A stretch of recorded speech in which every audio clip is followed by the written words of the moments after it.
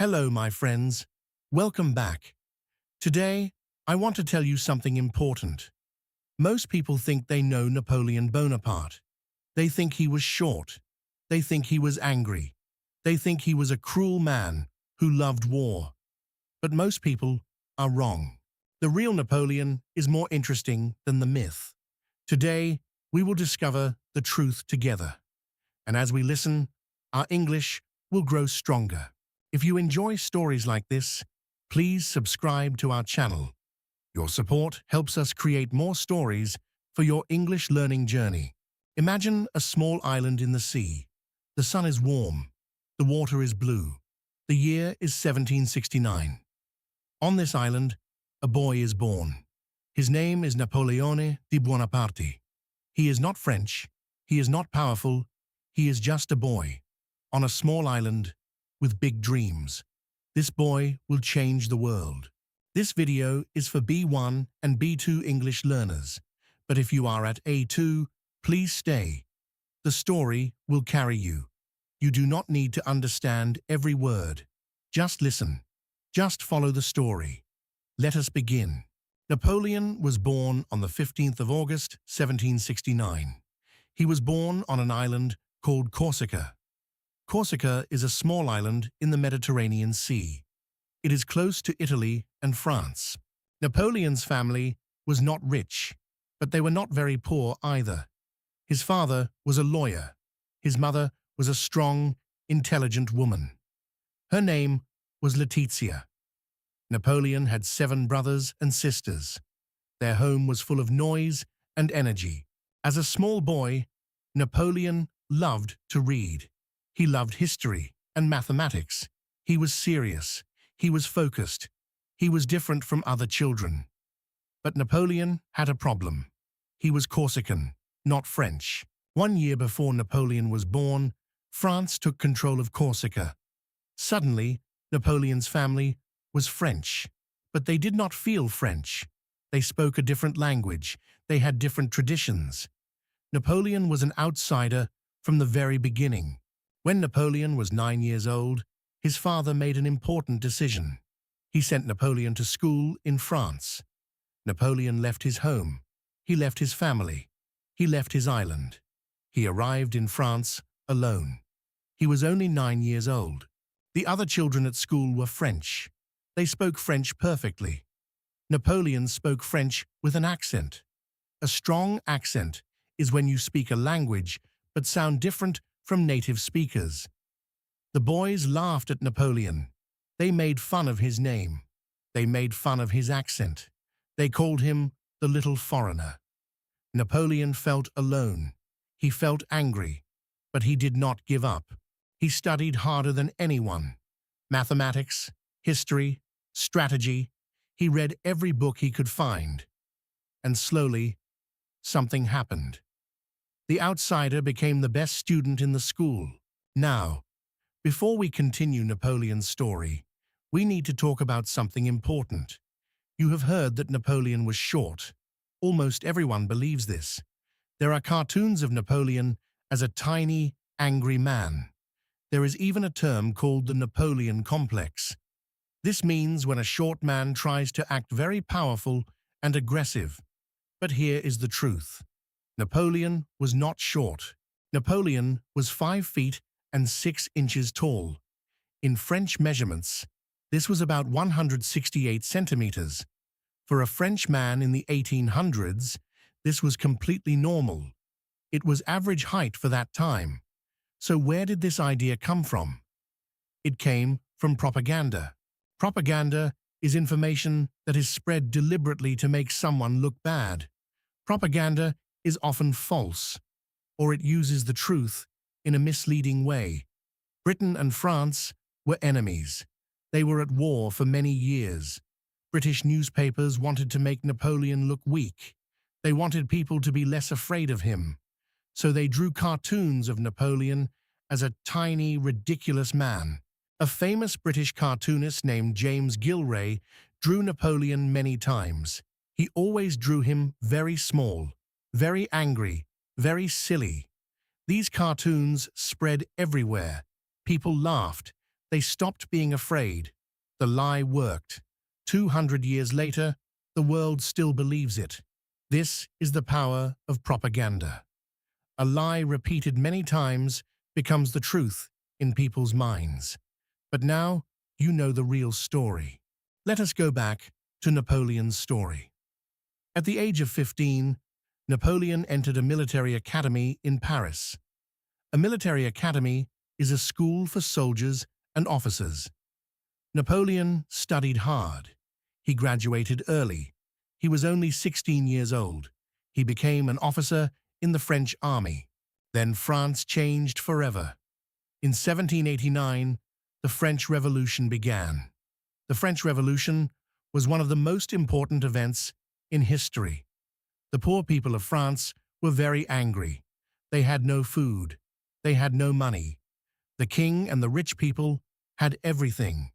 The people rose up. They took power. They cut off the heads of the king and queen. France became a republic.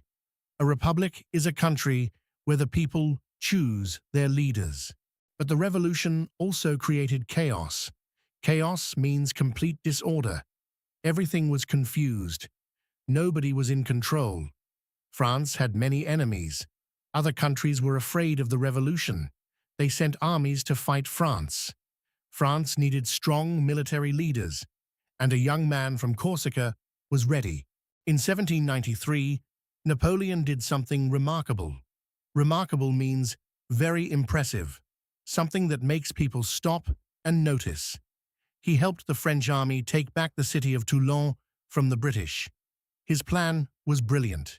He was only 24 years old. People started to notice Napoleon. He was different from other generals. He was fast. He moved his armies quickly. He surprised his enemies. His soldiers loved him. He talked to them directly. He remembered their names. He ate with them.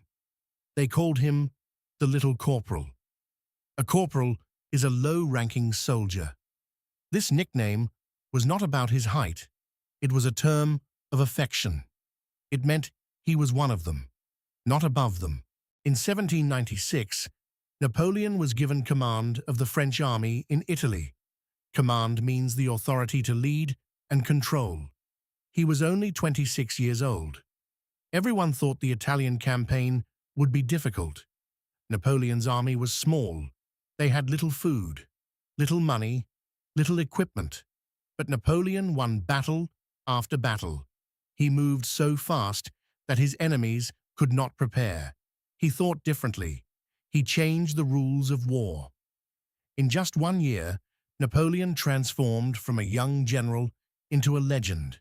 The whole of Europe knew his name. Around this time, Napoleon met a woman. Her name was Josephine de Beauharnais.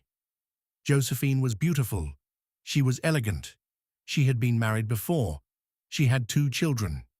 Napoleon fell deeply in love with her.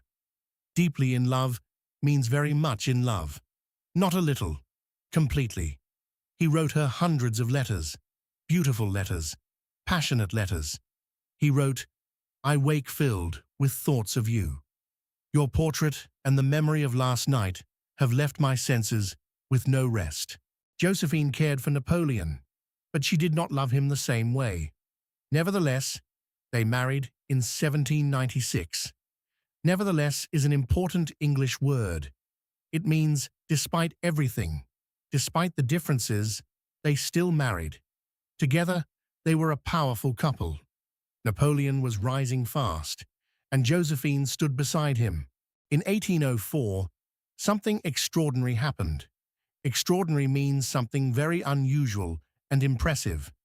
Napoleon became Emperor of France. An emperor is like a king, but of a much larger territory.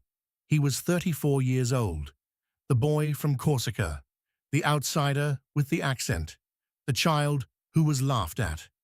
Now he stood at the center of the most powerful country in Europe. Most people remember Napoleon as a general, as a conqueror, as a man of war. But Napoleon built something more important than any battle he won. He created the Napoleonic Code. The Napoleonic Code was a new system of laws for France.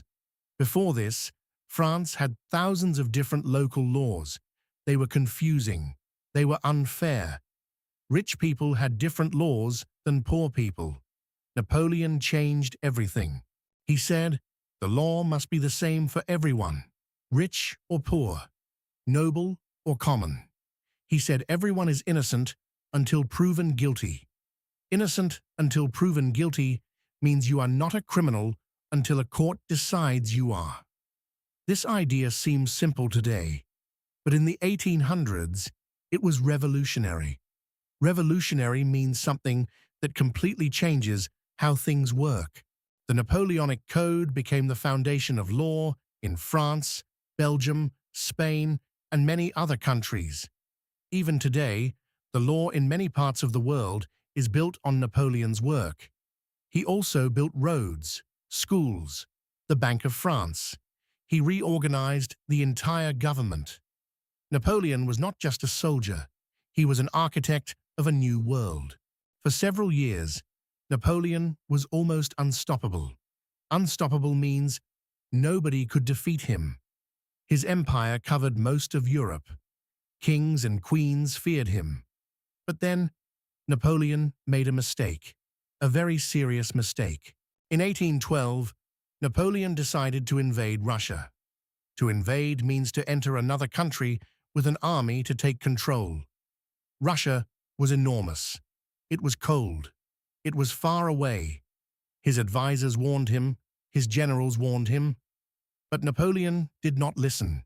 He was too confident, too sure of himself.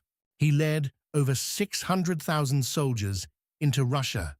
It was the largest army in history at that time. At first, the Russians did not fight. They retreated. Retreated means they moved back. They gave up their land without fighting. But as they retreated, they burned everything behind them. They burned their crops. They burned their villages. They burned Moscow itself. Napoleon arrived in Moscow to find a burning city. There was nothing to eat, nothing to use, nothing to take. Then winter came. The Russian winter is one of the coldest in the world. Temperatures dropped far below zero. Snow covered everything. Napoleon's army had no warm clothes. They had no food. They had no shelter. Shelter means a place to stay safe from the cold and weather. Soldiers froze. Soldiers starved. Soldiers died by the thousands. Napoleon had to retreat. The retreat from Russia was a catastrophe. A catastrophe is a sudden, terrible disaster. Napoleon entered Russia with over 600,000 men. He returned with fewer than 100,000. The rest died from cold, from hunger, from battles, from disease. Europe saw Napoleon's weakness for the first time, and his enemies came together. In 1814, Napoleon's enemies entered France. They defeated his army. They captured Paris. Napoleon had no choice. He gave up power. He was sent into exile on a small island called Elba. Exile means being forced to leave your country and live somewhere else. But Napoleon was not finished. 10 months later, he escaped. He returned to France with a small group of soldiers. As he marched north, soldiers came to join him. Thousands of soldiers. Armies that were sent to stop him switched sides and followed him instead. Napoleon returned to Paris. He was emperor again, but it lasted only 100 days. The armies of Europe came together one final time. They met Napoleon at a place called Waterloo. Waterloo is in modern-day Belgium. The battle lasted one day. On the 18th of June 1815, Napoleon was defeated. This time, his enemies sent him somewhere he could never escape, a tiny, remote island in the South Atlantic Ocean. The island was called St. Helena. St. Helena is one of the most isolated places on Earth. Isolated means completely alone, very far from everything. It takes weeks by ship to reach it. Napoleon spent his final 6 years on St. Helena. He was a prisoner. He could not leave. British soldiers watched him every day. Napoleon was bored. He was frustrated. He was far from everyone he loved. But he did not stop working. He wrote. He dictated his memoirs. Memoirs are the story of your own life, written in your own words. He spent hours every day telling his story. He explained his decisions. He described his battles. He said, "The truth is not what happened. The truth is what people remember." On the 5th of May, 1821, Napoleon died. He was 51 years old. The cause of his death is still debated today. Some say it was stomach cancer. Some say the British poisoned him slowly. Nobody knows for certain. He died far from France, far from his family, far from everything he built. But his words, his laws, and his legend survived. So, what do we remember? We remember the wrong things.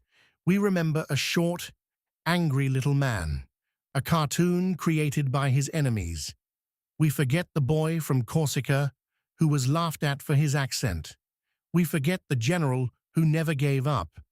We forget the man who gave millions of people equal rights under the law.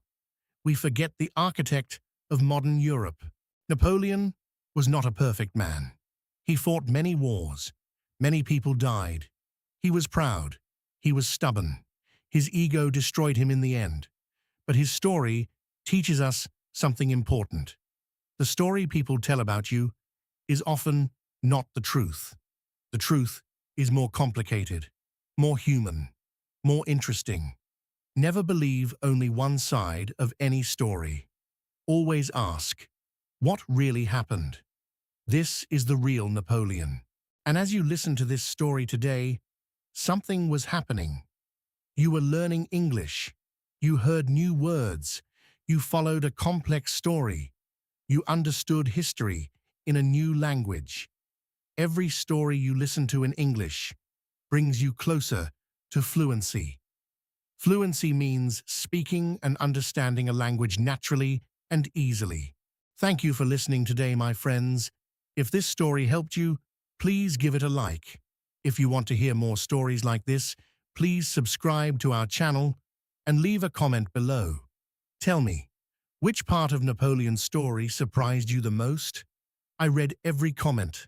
I would love to know what you think. Until next time, my friends, keep listening, keep learning, keep walking forward. See you in the next story.